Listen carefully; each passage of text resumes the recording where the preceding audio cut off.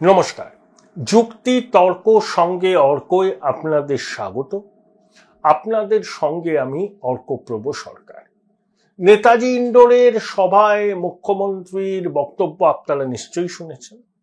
সেখানে মুখ্যমন্ত্রী যোগ্য চাকরিহারাদের উদ্দেশ্যে বলতে গিয়ে কি বলেছিলেন, যে আমি আইনজীবীদের নিয়োগ করছি, রিভিউ পিটিশন দাখিল হবে। কোন কোন আইনজীবীদের নামও বলেছিলেন: অভিষেক মনু সিংভি, কপিল সিব্বল, রাকেশ দ্বিবেদী এবং কল্যাণ বন্দ্যোপাধ্যায়। অভিষেক মনু সিংভি কিন্তু ঝুলি থেকে বেড়ালটা বার করে দিয়েছে। এই যে আহমেদাবাদে কংগ্রেসের অধিবেশন বসেছে, সেখানে অভিষেক মনু সিংভি ছিলেন। রাহুল গান্ধী শুভঙ্কর সরকারদের সাথে কথা বলে রাষ্ট্রপতি দ্রৌপদী মুর্মুকে চিঠি লিখেছেন, বলেছেন যে যোগ্যদের চাকরি যেন থাকে, সেটা যেন নিশ্চিত করা হয়। তারপরে অভিষেক মনু সিংভির সঙ্গেও রাহুলের কথা হয়, অভিষেক মনু সিংভির সঙ্গে মমতা বন্দ্যোপাধ্যায়েরও কথা হয়। সেখানে সাংবাদিকদের অভিষেক মনু সিংভি বলেন যে আমার সঙ্গে রাহুল গান্ধীরও কথা হয়েছে, মমতা বন্দ্যোপাধ্যায়েরও কথা হয়েছে, তবে আমি মনে করি যে এই রায় পুনর্বিবেচনা করার আবেদন করা যেতেই পারে, কিন্তু আদৌ রায় কি পুনর্বিবেচিত হবে, ক্ষেত্রটা খুব সংকীর্ণ।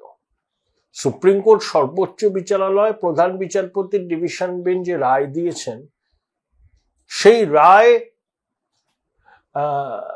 রিভিউ পিটিশন হলেও পুনর্বিবেচনার ক্ষেত্রটা খুবই সংকীর্ণ। মুখ্যমন্ত্রী কিন্তু এই কথাটা নেতাজি ইন্ডোর স্টেডিয়ামে বলেননি যে অভিষেক মনু সিংভির মতো আইনজীবী মুখ্যমন্ত্রীর সঙ্গে কথোপকথনে তার নিজের এই মতটা জানিয়েছেন যে রায় পুনর্বিবেচনা হওয়ার পরিসরটা খুবই সংকীর্ণ। তিনি এটাও বলেছেন যে অনেক যোগ্য ছিল, অযোগ্যও আছে। যোগ্য অযোগ্যদের ডিমার্কেশনটা সুপ্রিম কোর্ট করে দিলে সুবিধা হতো। দেখুন, যোগ্য অযোগ্য তো আছেই, প্রশ্নটা হচ্ছে যে অযোগ্যদের সংখ্যাটা কত, এটা কে ঠিক করবে? সুপ্রিম কোর্ট কিভাবে বলবে যে এরাই অযোগ্য? তার জন্য তথ্য দিতে হবে সিবিআই কে এবং এসএসসি কে। দুপক্ষই তথ্য দিয়েছে। সিবিআই একটা সংখ্যা দিয়েছে, এসএসসি একটা সংখ্যা দিয়েছে। এসএসসি একবার সংখ্যা দিয়ে থেমে থাকেনি, বেশ কয়েকবার বিভিন্ন রকম সংখ্যা দিয়েছে। যখন জিজ্ঞেস করেছে আদালতে মাননীয় বিচারপতিরা এসএসসির আইনজীবীকে যে এই যে সংখ্যাটা আপনারা বলছেন এটাই ফাইনাল তো, এর বাইরে আর কেউ অযোগ্য নেই তো, তখন কিন্তু এসএসসি দায়িত্ব নিয়ে বলতে পারেনি যে আমরা যে সংখ্যাটা দিচ্ছি মাই লর্ড এটাই সম্পূর্ণ সংখ্যা, এর বাইরে একজনও অযোগ্য নেই। তাহলে তো ল্যাটা চুকে যেত। সিবিআইও বলতে পারে, এসএসসিও বলতে পারে। সবাই বলছে বিরাট সংখ্যায় অযোগ্য আছে, কিন্তু সংখ্যাটা যখন জানতে চেয়েছে সুপ্রিম কোর্ট, তখন এসএসসি একবার এক এক রকম সংখ্যা বলে পরিস্থিতিকে আরো গুলিয়ে দিয়েছে। 17 রকম দুর্নীতি হয়েছে পুরো নিয়োগ প্রক্রিয়া। আইনের হাত পা খুব বাঁধা। আইন তথ্য প্রমাণের উপর ভিত্তি করে কিন্তু জাজমেন্ট হয়।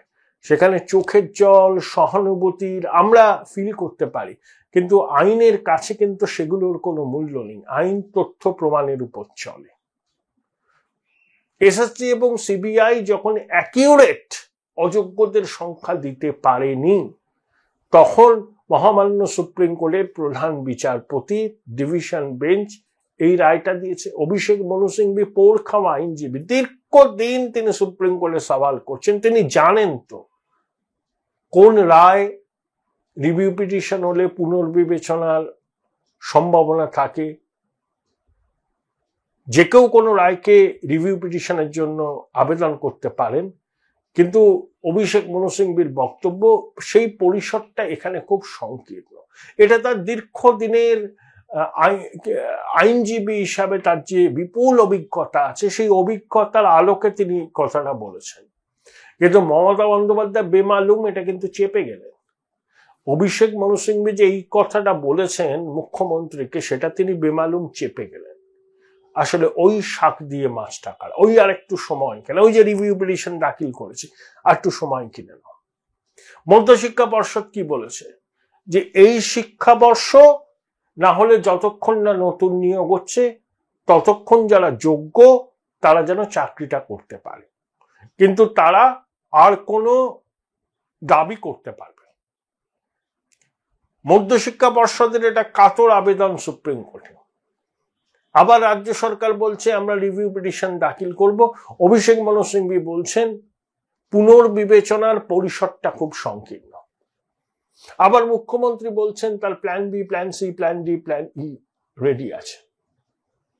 ঘেঁটে ঘ বলে না, ঘেঁটে ঘ করে দিয়েছে এরা। দুর্নীতি ঢাকতে গিয়ে মিথ্যাচার লাগাতার এখনো করছে। অনেকে এমন ভাব করছেন যেন যোগ্য শিক্ষক অশিক্ষকদের যে কি দাবি সেটাই তারা জানেন না। ওদের সঙ্গে আলোচনা করলে বুঝতে পারবো ওদের মূল দাবিটা কি। ভাবুন, যে ছেলে মেয়েগুলো আজ রাস্তায় এসে দাঁড়িয়েছে, প্রত্যেকের পরিবার আছে, অসুস্থ বাবা মা আছে, সন্তান আছে, ব্যাংকে ঋণ আছে, শিক্ষকরা অনশন করছে এসএসসির সামনে, তারা যন্তর মন্তরে গিয়ে অনশন করবে। পশ্চিমবঙ্গের ছবিটা দেখুন। আর শাসক বলছে আমাদের উপর ভরসা রাখো। তোমাদের উপর ভরসা কিভাবে রাখবে? তোমরাই তো নাটের গুরু, তোমাদের জন্যই তো এই ঘটনাগুলো ঘটেছে। পার্থ চট্টোপাধ্যায় যে চাকরি বিক্রি করে টাকা তুলছে সেটা 2021 বিধানসভা নির্বাচনের আগে শাসক দল জানতো। স্বয়ং কুণাল বাবু সাক্ষাৎকারে এই কথাটা বলেছেন। কুণাল বাবু বলেছেন, কুণাল বাবু গুরুত্বপূর্ণ নেতা দলে, তাহলে কুণাল বাবু বলেছেন নিশ্চয়ই দায়িত্ব নিয়ে বলেছেন। কেউ কুণাল বাবুর কথার কোনো প্রতিবাদ করেছেন? কোনো হোমরা চোমরা মন্ত্রী শান্ত্রী চুপ করে গেছেন, গর্তে ঢুকে গেছেন। সব জানতো এরা, প্রশ্রয় দিয়েছে। ভেবেছিল এমনি করেই যায়, যদি দিন যাক না। এবং পার্থবাবু একা সবকিছু তো হজম করেছেন তা নয়, সেখানেও ভাগ বাটোয়ারা হয়েছে। যেখানে যেখানে পৌঁছে দেওয়ার সেখানে সেখানে পার্থ পৌঁছে দিয়েছে। সেই জন্য চোখ বন্ধ করেছিল। ব্রাত্যবাবুকে প্রথমবার শিক্ষামন্ত্রীর পদ থেকে সরিয়ে দেওয়ার পিছনে এরকম একটা কারণ আছে বলে অনেকে মনে করেন। ব্রাত্যবাবু এবং এসএসসির তৎকালীন চেয়ারম্যান চিত্ত মণ্ডল কিন্তু আন্তরিকভাবে চেষ্টা করেছিলেন শিক্ষা ব্যবস্থাটাকে একটু অন্যরকম করার। এই যে অনলাইনে ছাত্র ভর্তি পার্থ বন্ধ করে দিয়েছিল, এখন আবার চালু হয়েছে। যখন ব্রাত্যবাবুকে দিয়ে এই দুর্নীতিগুলো করা যাচ্ছে না তখন পার্থবাবুকে আনা হয়েছিল। এলোমেলো করে দেমা লুটে পুটে খায়, সবাই মিলে লুটে পুটে খেয়েছে। এখন যখন সুপ্রিম কোর্ট বাতিল করে দিয়েছে সবার চাকরি, তখন খেই হারিয়ে ফেলে যা খুশি তাই বলছেন। আজকুবি ব্যাখ্যা। এই যে উত্তরবঙ্গে 300-র উপরে শিক্ষকের বেতন বন্ধের নির্দেশ দিয়েছে আদালত, সেখানেও দুর্নীতি। জিটিএতে এক যুব নেতার নাম আছে বলে শোনা যাচ্ছে, তিনি আবার রাজপথে খুব দাপাদাপি করছিলেন শিক্ষক অশিক্ষকদের চাকরি বাতিলের প্রতিবাদে। কিন্তু বিভ্রান্ত করছেন মাননীয় মুখ্যমন্ত্রী। Join Indian Institute of Hotel Management now. Right choice, right decision. ক্ষমা চাওয়া উচিত এই সরকারের যে পশ্চিমবঙ্গের মানুষের সঙ্গে এত বড় প্রতারণা করার জন্য। বহু ছেলে মেয়ে এই স্কুলের চাকরি করতে চায়, বাঙালি মানুষের কথা। 22 লক্ষ নাকি পরীক্ষা দিয়েছিল, প্যানেলের কজনের নাম ছিল, কিন্তু দিয়েছিল তো আশা করেছিল যে পরীক্ষাটা ভালোভাবে দিলে একটা চাকরি পাবো, স্কুলে জীবনটা একটু নিশ্চিত হবে। এত মানুষের বিশ্বাসকে ওরা ভেঙেছে। এসএসসি মধ্যশিক্ষা পর্ষদের ন্যূনতম বিশ্বাসযোগ্যতা আর নেই, কিন্তু দায় স্বীকার করছে না। দেখুন, বলছে বিজেপি সিপিএম এর চক্রান্ত, বলছে বিকাশ বাবুর চক্রান্ত, বলছে বাংলাকে ধ্বংস করে দিতে চায়। উনি হচ্ছেন বাংলার একমাত্র ঠিকাদার, আর পশ্চিমবঙ্গে 10 কোটি বাঙালি বাংলাকে ভালোবাসেন, উনিই শুধু ভালোবাসেন। আপনাকে বাংলার ঠিকাদার হতে হবে না। আমরা বাংলাকে ভালোবাসি, আপনার থেকে 100 টাকা কম নয়। এখানে জন্মেছি, বড় হয়েছি, এখানেই পঞ্চভূত বিলীন হব। বাংলার কি ইমেজ হয়েছে আপনার জমানায়, পশ্চিমবঙ্গের বাইরে পা রাখলে বোঝা যায়। এই শিক্ষক শিক্ষিকাদের কি সামাজিক অসম্মান হচ্ছে বলুন তো? পাড়া প্রতিবেশী সমাজে তারা মুখ দেখাতে পারবেন? কলঙ্কিত করে দিলেন আপনি চোরেদের চাকরি বাঁচাবার জন্য। আর এখনো লাগাতার বিভ্রান্ত করে যাচ্ছেন মানুষকে। প্ল্যান বলতে আপনার হাতে একটাই থাকতে পারে, সিভিক টিচার নিয়োগ করা, বেতনকে 3-4 গুণ বাড়িয়ে দিয়ে আপাতত স্বস্তি। বলবেন দেখো ওই যা গেছে তা চাই, যা কি আর করা যাবে, কাজ করতে করতে গেলে তো ভুল হয়, রাইট টু ব্লান্ডার এসব বলেন না। সরকারের সীমিত আর্থিক ক্ষমতা, তার মধ্যেও আমি চেষ্টা করলাম, দেখো এই বেতন দিতে পারি, তোমরা চাকরিটা করো, আমি দেখছি কিভাবে আরো তোমাদের ব্যাপারটাকে পুরোপুরি ফাইনালাইজ করা যায়। এভাবে একটা নির্বাচন কাটিয়ে দেবেন। উনি তো ভোট ছাড়া কিছু বোঝেন না, শুধু ভোট। কোথায় গেলে কি করলে ভোটটা পাওয়া যাবে, তার জন্য যদি অনর্গল মিথ্যা ভাষণ দিতে হয়, ওনার দলের সবাই তাই করে। এটাই সলিউশন। সিভিক পুলিশের মতো এবার সিভিক টিচার 40-45 টাকা করে বেতন। এই প্রপোজাল যোগ্য চাকরি প্রার্থীরা চাকরি হারা মানবেন কিনা সেটা তাদের ব্যাপার, এ বিষয়ে আমার কোনো বলার নেই। কিন্তু এখনো বিভ্রান্তি ছড়িয়ে যাচ্ছেন মাননীয় মুখ্যমন্ত্রী, যেটা অভিষেক মনু সিংহের কথাতে স্পষ্ট হলো। আরে উনি তো দীর্ঘদিন ধরে আইনজীবী, খ্যাতি আছে, উনি তো জানেন যে কোথায় সুরাহা পাওয়া যায়, কোথায় সুরাহা পাওয়া যায় না, এবং 17 রকম দুর্নীতি আছে এই নিয়োগ প্রক্রিয়ায়। পচা কলা গন্ধ বেরোচ্ছে। সেখানে রিভিউ পিটিশন দাখিল হলে সুরাহা মেলার সম্ভাবনা 100-র মধ্যে 0.1% হয়তো আছে, হয়তো তাও নেই।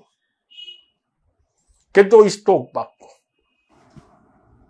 এই কল্যাণ বন্দ্যোপাধ্যায় তো অযোগ্যদের চাকরি বাঁচাতে সওয়াল করেছিলেন, বলছিলেন যে ওই হার্ড ডিস্ক উদ্ধার হয়েছে, ওই যে ওয়েমার্কশিট তথ্যপত্র গুলো মানি না। সেই কল্যাণ বন্দ্যোপাধ্যায় এখন যোগ্যদের ওয়ে সওয়াল করবেন, যাদের চাকরি গেছে রায়। ভাবুন, সত্যি সেলুকাস, কি বিচিত্র এই দেশ। আর কত আমাদের এই মিথ্যাচার সহ্য করতে হবে। সাধে বলি আমি, ঈশ্বর পরিত্যক্ত বঙ্গদেশ, কিচ্ছু নেই। শিক্ষাটা ছিল, আমরা গর্ব করতাম। স্কুল শিক্ষার মেরুদণ্ডটাই ভেঙে দিল এরা। এরপর তো প্রাথমিক আছে, সেখানে যে কি অপেক্ষা করছে আমরা জানি না।